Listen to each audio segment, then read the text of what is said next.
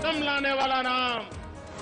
पहला टोटका, रेवाड़ी में बीजेपी के पीएम की पहली रैली।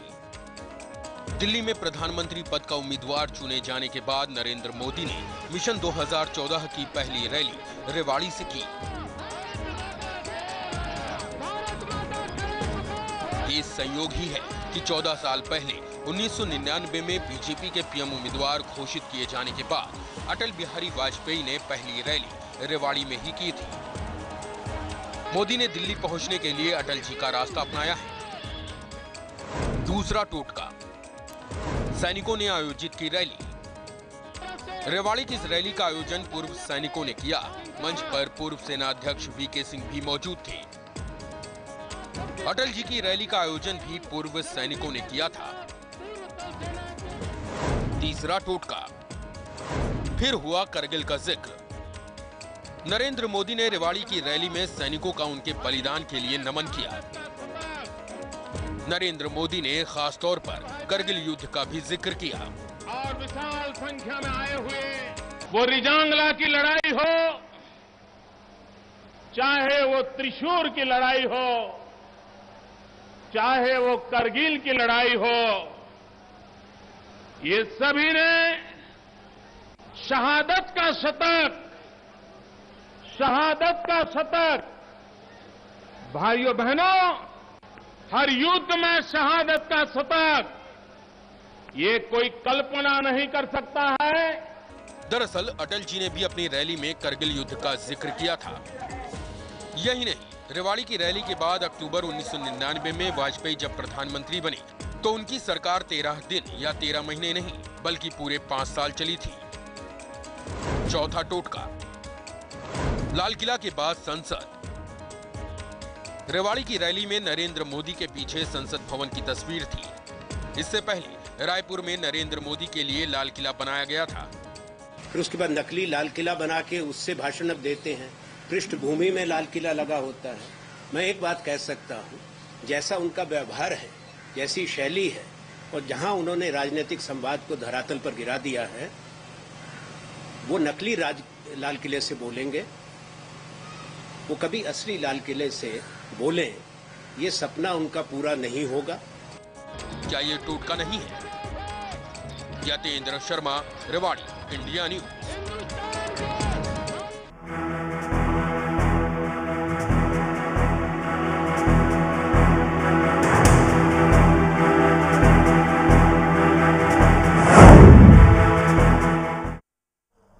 तो आज हम महाबहस कर रहे हैं कि क्या हरियाणा में मोदी का जादू चलेगा?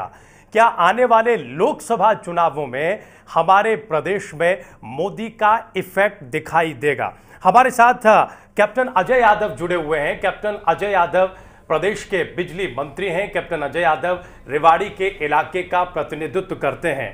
कैप्टन साहब, क्या लगता है आपको, जिस तरह की भीड़ आज दिखाई दी रेवाड़ी की रैली में, क्या मोदी का जादू हरियाणा में चलने वाला है?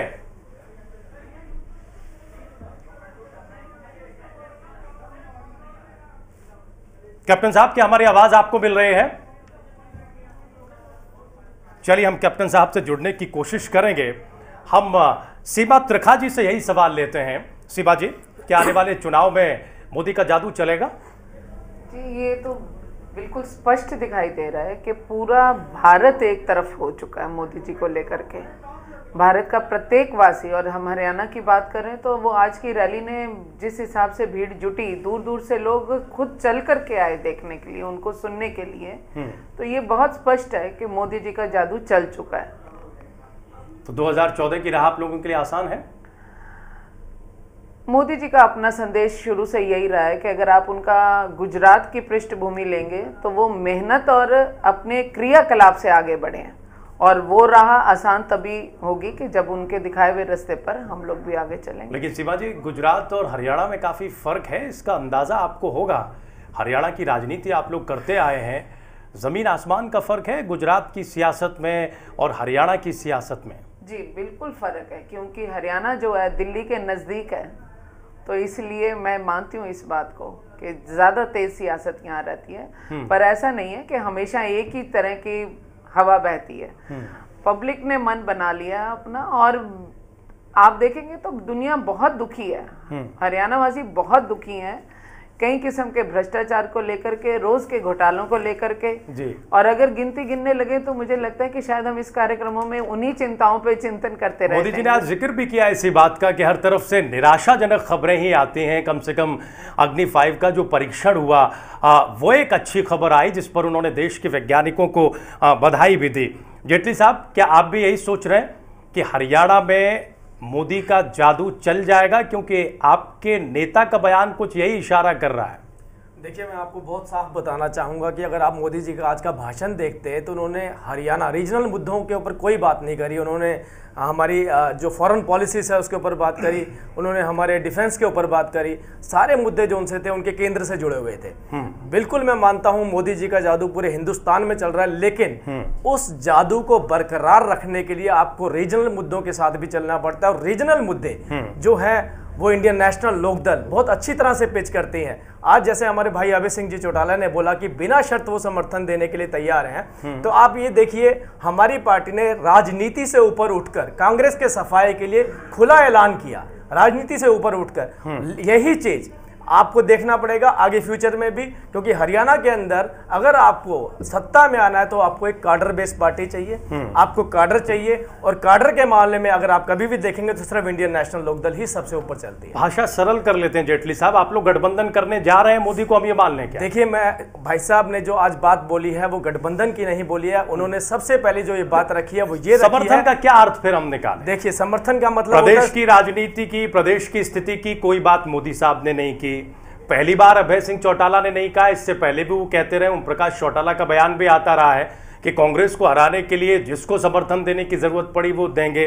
किस तरह का गठबंधन हम देखेंगे? देखिए, कांग्रेस को हटाने के लिए जिस तरीके का भी समर्थन चाहिए होगा वो देंगे। और मैंने अभी सबसे पहले आपसे बात बोली कि राजनीतिक बेनिफिट से ऊपर उठ के आज जो भाई साहब ने बात रखी है वो राजनीतिक बेनिफिट से ऊपर उठ के रखी है। उन्होंने बोला कांग्रेस के सफाई के लिए वो बिना शर्त मोदी जी को समर्थन देने के लिए तैयार। इसके बावजूद जबकि बीजेपी हजका का गठबंधन रहता है। देखिए, उन सबसे पहले हमारा जो मुख्य उद्देश्य है वो भ्रष्ट सरकार को हटाना है, जो कांग्रेस की सरकार है, और सारा हिंदुस्तान जानता है इस बात को। और उसके लिए क्या स्ट्रेटेजीज बनाई जाएंगी वो बाद में डिसाइड होगा। लेकिन आज का जो मैं भाई साहब का जो आज भाई साहब ने जो डिक्लेरेशन दिया हम उसको वेलकम करते हैं, क्योंकि वो हरियाणा के हित में ही है।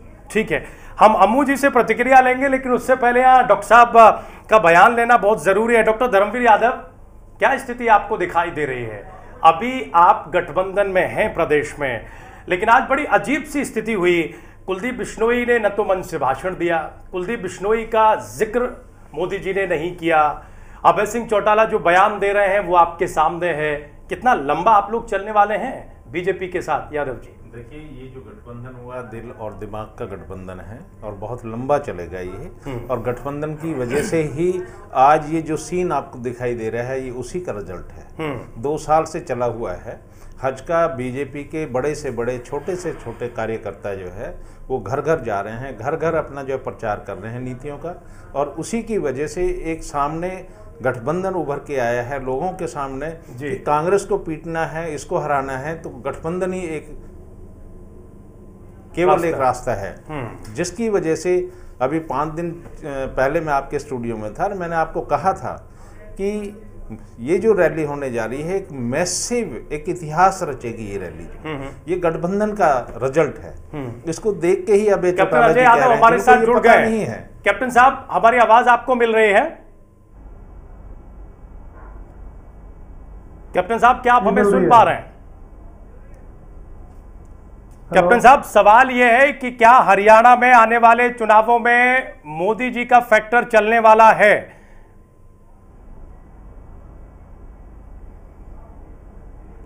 मोदी जी का फैक्टर कहीं चलने वाला नहीं है। ये केवल हवाई पुलाव बना रहे हैं। और आज भी जो रैली रेवाड़ी में हुई उसमें ज़्यादातर लोग राजस्थान से और हरियाणा के पूरे प्रदेश से लोग आए हुए थे जी। और लोकल लोग बहुत कम थे। और आप देखेंगे कि यहाँ से दिल्ली से भी, राजस्थान से भी आसपास लोग आए हुए थे। केवल हवा बनाने वाली बात कर रहे हैं। और सबसे बड़ी बात यह है कि आज जो उनका भाषण था उसमें कोई नई बात नहीं रखी उन्होंने, कोई बड़ा नीरस भाषण था उनका और अनइम्प्रेसिव भाषण था उनका। शिवा जी क्या कहेंगे? अनइम्प्रेसिव भाषण दिया नरेंद्र मोदी ने। आप लोग दिन में सपने देख रहे हैं, हरियाणा की राजनीति कम से कम ये इशारा नहीं करती, कैप्टन साहब जैसा कह रहे हैं। जी, उन्होंने जो कैप्टन साहब कह रहे हैं, हम इनसे इसी बात की उम्मीद करते हैं। और बड़ी स्पष्ट सी बात है, जो सरकार चाहे वो केंद्र में हो और उस केंद्र की सरकार का असर किसी भी राज्य पर पड़ता है, अगर वो सुरक्षा नहीं दे सकती, और हमने आज की जो रैली थी उसको खास तौर पर पूर्व सैनिक रैली के नाम से रखा गया था, तो वो विषय जो थे उसी के अनुकूल विषय लिए गए थे। और सबसे पहली चीज़ ये, जब आप सुरक्षित ही नहीं हैं तो आप क्या ज़िंदगी को तरक्की देंगे और क्या देश को आगे लेकर के जाएंगे? तो मैं ऐसा नहीं मानती हूँ, और ऐसा कहीं इनको नहीं दिखाई देगा कि वो बिल्कुल एक तेज रफ्तार से तूफान के जैसे वो निकलते चले जाएंगे आगे। लेकिन सवाल ये कि फिर हरियाणा की किसी चीज़ का जिक्र सीमा जी नरेंद्र मोदी ने अपने भाषण में क्यों नहीं किया? आमतौर पर वो जिस भी प्रदेश में जा रहे हैं, जहां भी जा रहे हैं, इससे पहले जयपुर में उन्होंने रैली की, वहां उन्होंने अशोक गहलोत को निशाने पर लिया था, लेकिन यहां उन्होंने प्रदेश की सियासत की कोई बात नहीं की। इसे हम कैसे देखें? जनाधार नहीं है बीजेपी का प्रदेश में, इस वजह से विकास में हरियाणा नरेंद्र मोदी को टक्कर देता है, इस वजह से अब लक्ष्य केवल संसद दिखाई दे रही है। जी, विकास में हरियाणा मोदी जी को के गुजरात को कहीं टक्कर में, कहीं उस लाइन में, उस पंक्ति में भी खड़ा नहीं होता। जैसे कि मैंने आपको बताया कि आज की रैली का वस्तु विषय पूर्व सैनिक को लेकर के था, तो उनके जितने जो उन्होंने इस मीटिंग में, इस रैली में जो उन्होंने अल्फाज दिए, जो उन्होंने अपने शब्द दिए, वो उनको केंद्रित करते हुए दिए। और उसको केंद्रित करते वक्त उन्होंने सबसे पहले सुरक्षा की बात रखी, उन्होंने एक अहम बात रखी कि जो पाकिस्तान और चीन के मुद्दों की बात रखी, क्या ये हरियाणा से संबंधित नहीं है? क्या जो हरियाणा का एक हम बोलेंगे फौजी जो हमारी सरहद पे जाके शहीद हो जाता है और उसकी गर्दन कलम हो जाती है और केंद्र की सरकार कोई निर्णय नहीं ले पाती, कोई उसको आश्वासन नहीं, कहीं उसके प्रति कार्रवाई नहीं, तो क्या यह हरियाणा के प्रति बात नहीं रखी गई? जो भी पीछे जो सर कलम हुए, क्या उसमें पूर्व सैनिकों की बात ज्यादा थी, उसके बहाने वो केंद्र पर निशाना साध रहे थे। हमारा सवाल आपसे ये है कि हरियाणा की राजनीति को उन्होंने निशाने पर क्यों नहीं लिया? हरियाणा की राजनीति को, क्योंकि विषय हमारा जो था आज का वो पूर्व सैनिकों को लेकर के था, और हरियाणा एक ऐसा प्रदेश है, शायद बहुत सैनिक हमने यहाँ से दिए हैं, तो उनका जो केंद्रित जो शब्द थे, जो बयान थे, वो बिल्कुल ठीक है। हम अम्मू जी से वजह समझने की कोशिश करते हैं। अम्मू जी, एक साथ दो सवाल आपसे हैं। पहला ये, क्योंकि आप सामाजिक कार्यकर्ता हैं, समाज के बीच आप रहते हैं, क्या हरियाणा में मोदी का जादू चलने वाला है? क्या आने वाले चुनावों में हरियाणा में मोदी फैक्टर दिखाई पड़ेगा? एक और दूसरा ये कि प्रदेश की सियासत को आज मोदी ने निशाने पर क्यों नहीं लिया?